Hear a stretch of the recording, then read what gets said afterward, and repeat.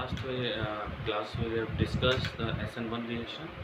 So I hope you are understand this SN1 reaction, what is the stereochemistry, reactivity order, and some characterized we have to discuss in last class of SN1 reaction.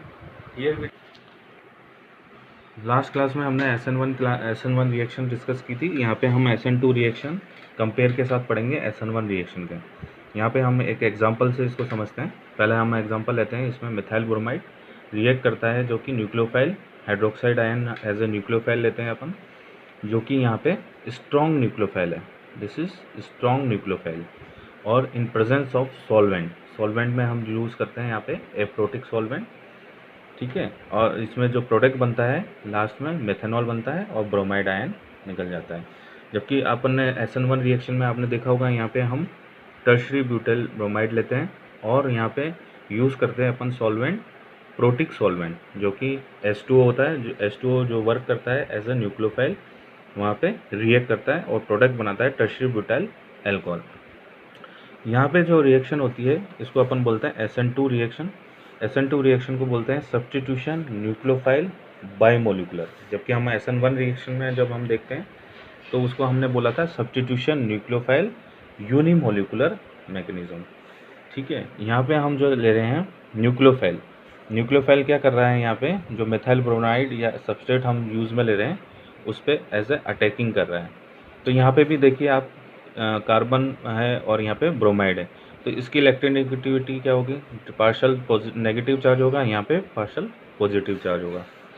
तो ये जो coming nucleophile है वो front side से attack नहीं कर सकता, क्योंकि यहाँ पे ब्रोमाइड के पास पार्शली नेगेटिव है, जिसके कारण ये जो नेगेटिव जो न्यूक्लियोफाइल है कमिंग न्यूक्लियोफाइल वो क्या करता है, बैक साइड अटैक करता है in this carbon partial positive charge के ऊपर, ठीक है। तो यहाँ पे एक ट्रांजिशनल स्टेट जनरेट होती है, जिसमें क्या होता है कि एक तरफ बॉन्ड क्या हो रहा है, ब्रेक हो रहा है, और एक तरफ बॉन्ड फॉर्मेशन हो रहा है। इसको हम जो बोलते हैं इसको बोलते हैं हम ट्रांजिशनल स्टेट, ठीक है। ट्रांजिशनल स्टेट बोलते हैं। यहाँ पे आपको बच्चों दिख रहा होगा कितनी वैलेंसी दिख रही है, 1 2 3 4 5, इसलिए इसको और भी क्या बोल सकते हैं, pentavalent state.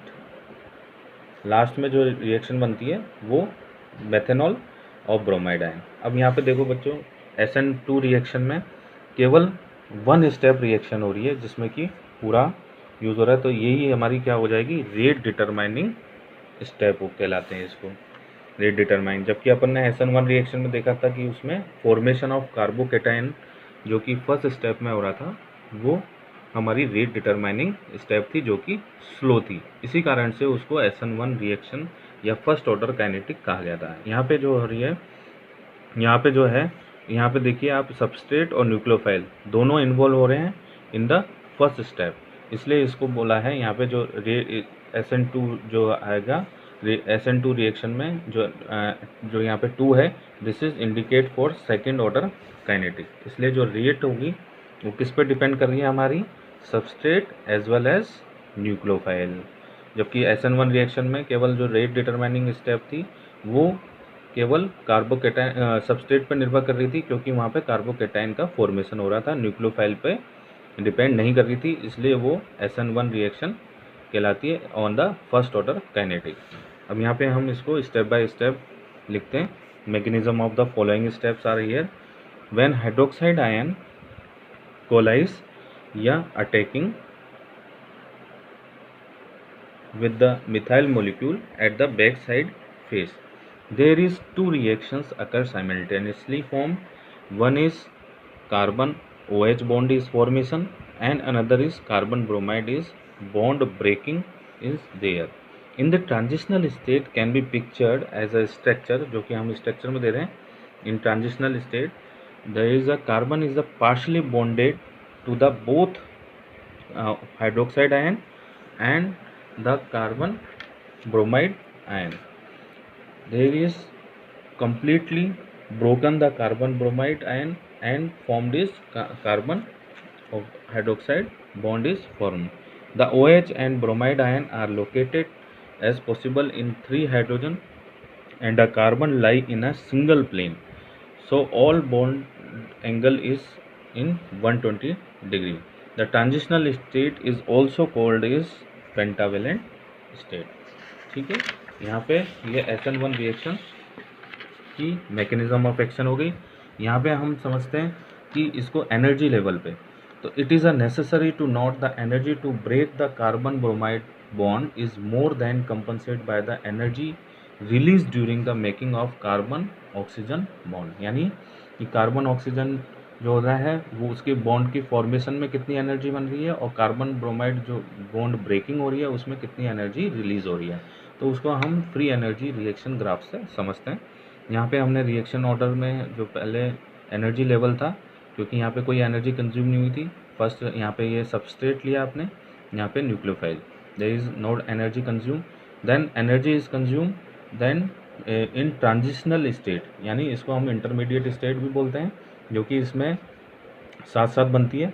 Then transitional state is form, here is there is bond breaking and here is bond forming.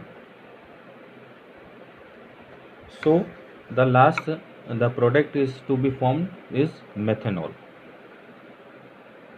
वापस एनर्जी इसमें कंज्यूम हो जाएगी। तो this is energy flow chart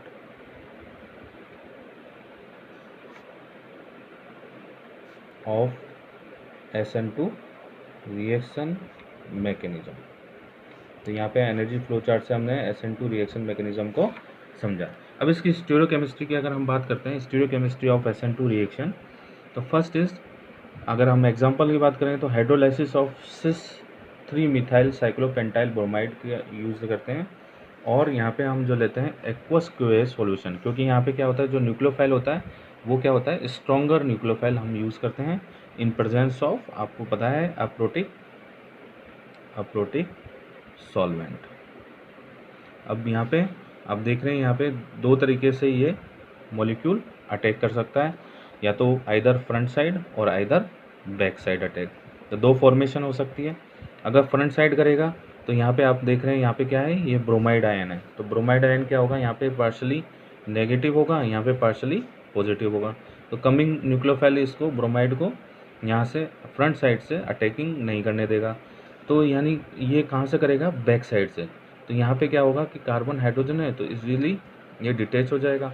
तो यानी यहाँ पे जो रिएक्शन बनती है एंड में दो पाथवे से बनती है। एक पाथवे में तो क्या बनता है, फ्रंट साइड अटैक, जिसमें कि प्रोडक्ट नहीं फॉर्म होता, जबकि एक बनती है अपनी बैक साइड अटैक, जिसमें कि प्रोडक्ट फॉर्मेशन हो रहा है। और बच्चों इसको हम क्या बोलते हैं, it is also called inversion of to be form. जबकि हमने जो देखा था SN1 रिएक्शन में दो तरीके से मैकेनिज्म थी, जिसमें ए पाथ पे तो फ्रंट साइड अटैक हो रहा था, बी पाथ पे बैक साइड अटैक हो रहा था, और उसमें दोनों ही फॉर्मेशन हो रही थी, जिसमें मैंने आपको समझाया था लास्ट क्लास में। L आइसोमर और D आइसोमर 50% बनते हैं, रेसिमाइजेशन प्रोसेस होता है, और रिटेंशन और इन्वर्जन प्रोसेस होती है। यहाँ पे केवल एक ही फॉर्मेशन होती है, कॉन्फ़िगरेशन होता है, केवल inversion configuration is form. Thank you.